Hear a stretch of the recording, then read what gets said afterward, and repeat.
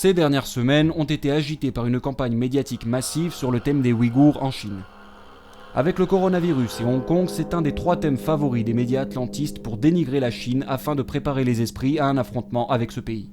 On a pu lire dans tous les médias dominants que la minorité ouïghour serait opprimée par le pouvoir communiste chinois depuis 1949 et que cette répression se serait encore aggravée depuis plusieurs années. Il y aurait des camps de concentration en Chine spécialement réservés aux Ouïghours, il y aurait entre 1 et 3 millions de personnes internées dedans, ces personnes seraient torturées et lobotomisées par le parti communiste chinois, les femmes ouïghours seraient stérilisées de force, et il y aurait même du trafic d'organes prélevé de force sur les Ouïghours, etc. etc. Bon voilà. Le gouvernement américain de Donald Trump a d'ailleurs fait voter depuis 1 an toute une série de lois condamnant officiellement la Chine sur ce sujet. Pourtant, l'ONU n'a émis aucune accusation contre la Chine à ce sujet et les centaines de camps gigantesques qui seraient nécessaires à l'internement de plusieurs millions de personnes n'ont jamais été observés par satellite pour l'instant. Mais rien n'y fait, les médias dominants en parlent quand même comme si c'était quelque chose de sûr. Face à un tel déferlement médiatique, la plupart des gens qui se pensent de gauche sont terrifiés et finissent par intégrer l'idée qu'il y a bel et bien un génocide dans la province chinoise du Xinjiang contre les Ouïghours. Beaucoup de gens sont d'ailleurs aujourd'hui plus actifs dans cette campagne-là que dans la défense du peuple palestinien. C'est compréhensible. Il est en effet plus facile de s'engager pour une cause approuvée et promue par les États-Unis que pour la cause du peuple palestinien qui, lui, pour le coup, est réellement colonisé. Sauf qu'à l'instar des armes chimiques utilisées par Bachar al-Assad et Poutine en Syrie en 2013 et des armes de destruction massive possédées par Saddam Hussein en Irak, la campagne américaine du génocide culturel contre les Ouïghours n'est absolument pas étayée par des preuves.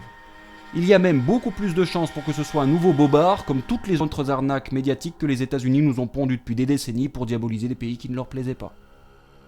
Pour ceux qui souhaiteront approfondir le sujet, il y a de nombreux articles en description qui démontrent cette propagande anti-chinoise. En réalité, les Ouïghours sont une des 56 minorités ethniques de la Chine, majoritairement musulmanes et essentiellement concentrées dans la région autonome chinoise du Xinjiang. Cette province chinoise, grande comme 3 fois la France, n'est pourtant peuplée que de 22 millions de Chinois, dont la moitié issue de l'ethnie ouïghour. Bien que la présence chinoise dans cette région remonte à plus de 2 millénaires, les opposants au régime chinois continuent de répéter la revendication des islamistes du coin, qui est la création d'un Turkestan oriental débarrassé de la présence chinoise. Le principal parti d'opposition au gouvernement communiste chinois dans le Xinjiang, c'est d'ailleurs le parti islamique du Turkestan, créé en 1997 et officiellement lié à Al-Qaïda sur le plan international. Il a participé à la tentative des islamistes syriens de renverser le gouvernement laïque de Bachar el-Assad en Syrie en y envoyant plus de 15 000 combattants, et il est à l'origine de centaines d'attentats terroristes en Chine qui ont fait au total plus de 600 morts et plusieurs milliers de victimes depuis 20 ans dans le Xinjiang. Le point fort de ce parti terroriste, c'est que le Xinjiang a une frontière commune avec l'Afghanistan. Cette frontière commune lui a permis de former ses troupes aux côtés des combattants islamistes expérimentés de l'Afghanistan qui avaient déjà été soutenus par les États-Unis contre l'URSS depuis les années 80. Les Chinois ont été traumatisés dans leur ensemble par ces événements tragiques répétés et il se trouve que le gouvernement chinois prend cette menace terroriste très au sérieux. Il a mis en place l'éradication de ce qu'il appelle les 3 fléaux, le séparatisme, l'intégrisme religieux et le terrorisme. Cela passe effectivement par une répression impitoyable des terroristes du parti islamique du Turkestan et autres islamistes. Cela passe aussi par le contrôle strict du clergé islamique par l'État chinois et par l'ouverture de nombreux camps de rééducation et de réinsertion pour les détenus coupables d'activités illégales. D'autre part, le gouvernement chinois développe activement cette région chinoise qui est longtemps restée sous-développée.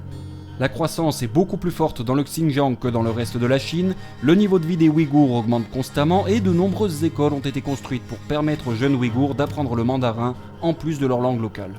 Les Ouïghours ont d'ailleurs bénéficié de la loi sur le contrôle des naissances qui leur a permis de ne pas être soumis à la politique de l'enfant unique pendant 40 ans, contrairement à l'immense majorité de la population chinoise.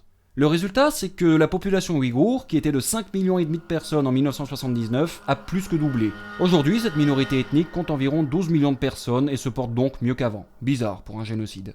Les médias dominants prétendent que tout ça n'est que mensonge et qu'il y a réellement des camps de concentration. C'est peut-être vrai, mais le problème c'est que pour l'instant il n'y en a pas la moindre preuve. De nombreux journalistes indépendants ont déjà montré que les vidéos de ces soi-disant camps étaient en fait des impostures. Des vidéos existantes depuis plusieurs années et récemment recyclées afin de servir la propagande anti-chinoise.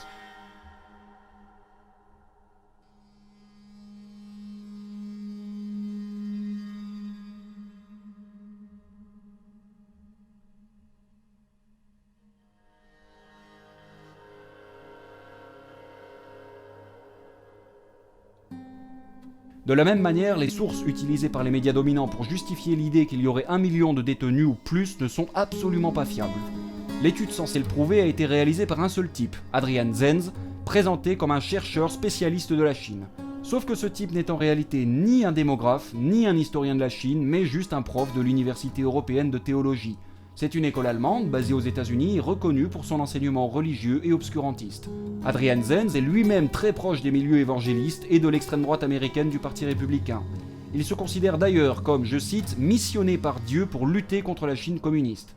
Il est aussi évidemment membre de la Fondation pour les victimes du communisme, association réactionnaire connue pour ses mensonges sur l'URSS et les pays socialistes en général. Bref, une ordure comme on en fait peu. Si vous voulez le connaître mieux, il y a un excellent article sur le site de Daniel Bétrac qui décrit son parcours. Une autre de ses sources, c'est la fondation Gemstone, une organisation financée par le gouvernement américain et qui est reconnue pour soutenir la politique étrangère américaine sous couvert de droits de l'hommisme. De la même manière, les accusations de stérilisation et d'avortement forcé contre les femmes ouïghours proviennent du Population Research Institute, un organisme américain d'extrême droite anti-avortement.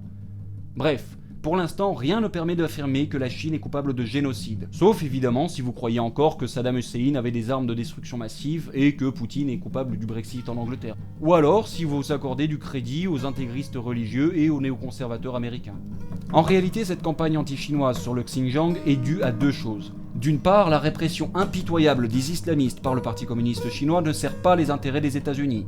Ces derniers ont toujours utilisé ces voyous pour renverser les gouvernements qui les gênaient au Moyen-Orient et en Asie centrale, comme dans la guerre de Syrie où la Chine s'est fortement affirmée au contraire en soutien du gouvernement républicain syrien. D'autre part, il s'agit pour les États-Unis de ralentir le développement économique de la Chine.